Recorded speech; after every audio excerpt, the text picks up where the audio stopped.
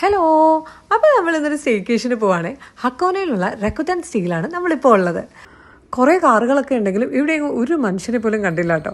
എന്തായാലും നമുക്കിവിടെ self check in ആയിരുന്നു ചെയ്യേണ്ടത്. അങ്ങനെ നമ്മൾ ചെക്ക് ഇൻ ചെയ്ത് അകത്ത് കയറി. അങ്ങനെ അവർ പ്രൊവൈഡ് ചെയ്ത ഇൻഡോർ സ്ലിപ്പറൊക്കെ ഇട്ട് നമ്മളത് അകത്ത് കയറി മുറിയൊക്കെ തുറന്നു. കയറുമ്പോൾ തന്നെ അതിവിശാലമായൊരു ഹാളും കിച്ചണും ഒക്കെയാണ് കേട്ടോ കാണുന്നത്. അത് കഴിഞ്ഞ് വേറൊരു റൂമും കൂടെ ഉണ്ടായിരുന്നു. ശരിക്കും ഇത് 6 പേർക്കുള്ള റൂമായിരുന്നു. നമ്മൾ പക്ഷേ 3 ആളെ ഉണ്ടായിരുന്നുള്ളൂ.